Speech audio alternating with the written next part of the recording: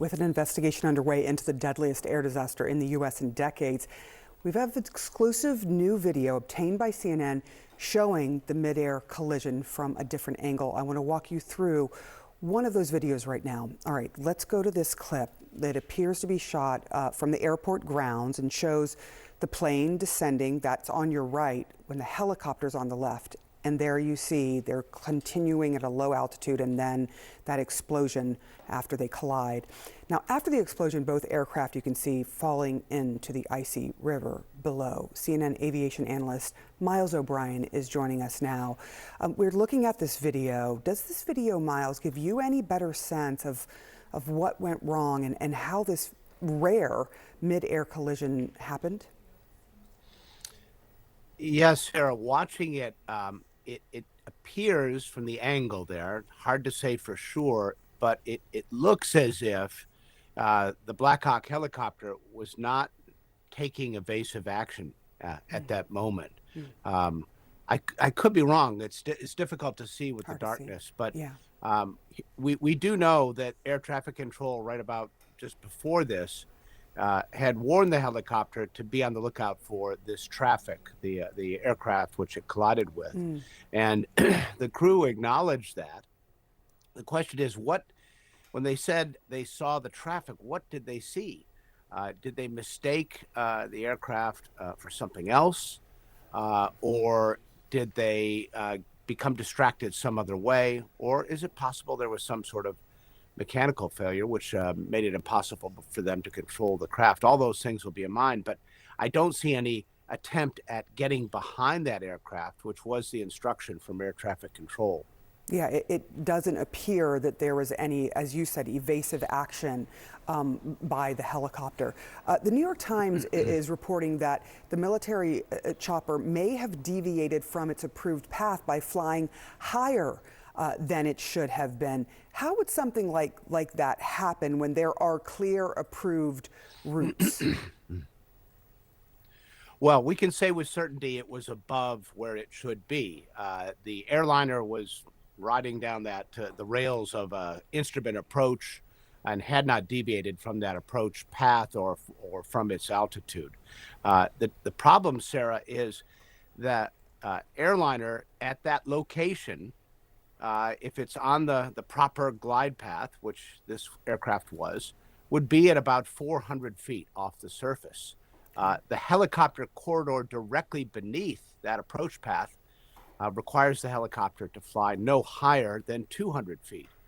Well, that's a very tight, no margin for error airspace arrangement, and demands that everybody in that spot be completely on their toes and fly to complete perfection. So why the helicopter was above the corridor altitude is the absolute core of this investigation, and that leads investigators to the cockpit voice recorder as much as anything to see what the crew was doing. Was it distracted? Was there some other failure of some kind that took their eye off what was ahead of them?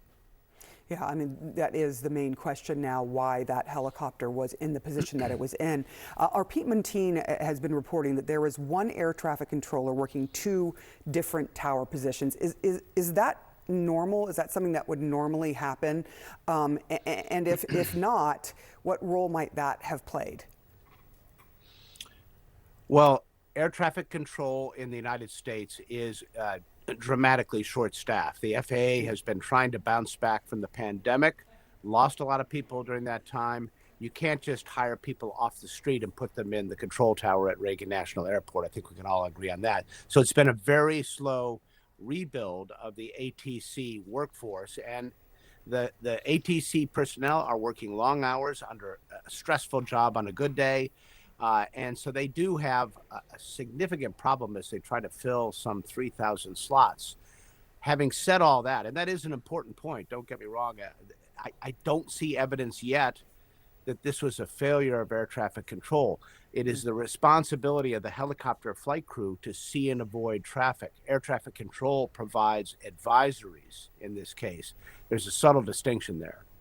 Yeah, Miles O'Brien, thank you so much for walking us through that. Joining us now to discuss are Sean Prushnicki, who is a former accident investigator and commercial pilot, and now an aviation studies professor at Ohio State University, and Vincent Sugent, who's a former air traffic controller. Sean, at this point in time, just take us through what you understand about the altitude, the routes, and where these aircraft were and perhaps where they should have been. Well, so as everyone's starting to understand this picture of DCA, this is very congested airspace, and this is very normal that the military helicopters use the Potomac. This is a flyway that they use on a routine basis. So there's nothing abnormal about the regional jets swinging around to use runway 33. Something that the NTSB, of course, is going to look into is the altitude of the helicopter. There may be a good reason why they were higher than normal. We don't know what was going on in the cockpit of the helicopter, and we're going to need to listen to that CDR to find out why that might have been. Earlier today, a pilot speaking to CNN's Pam Brown said that he wished that the Black Hawk pilot could have had stronger communication with the air traffic controller, that the ATC could have perhaps been more specific when asking the pilot of the Black Hawk, as we've now heard in that audio, about which plane they had seen, which plane they had visual separation from.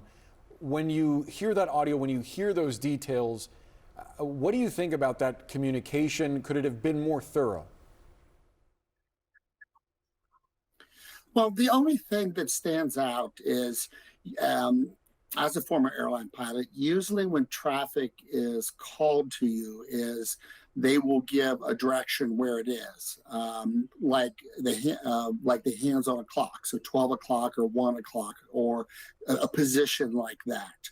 So that's the only thing that might have been helpful. Now, usually when controllers do it the way that this was done, usually they're implying that the target or the airplane is basically right in front of you. What we don't know is, was the helicopter, when they said, that they have the traffic, was it this airplane, or were they looking beyond it and they saw another airplane, and that's the one that they thought the controller was talking about?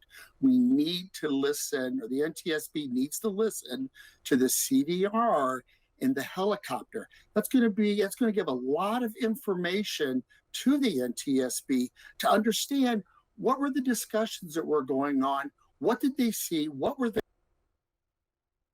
at about 400 feet. We don't know. There might have been a good reason why they felt the need to climb a little bit higher. Were they having mechanical problems? Were there other issues? We can't speculate right now why we're at that altitude. We do know that they are normally lower, that they are normally around 200 feet. When you're looking at the different things that line up for the ball to drop through, right? This is sort of an alignment, essentially, of mistakes. That's so often how we see these things. And there's a lot we don't know at this point. It's a very complex situation. But I do wonder what questions are coming up for you as you were looking at the potential alignment of those. Well, listening to the tapes that everyone else has listened to, and as I said last night, it appeared to me that everything the controller did was proper. He didn't sound rushed. He didn't sound panicked.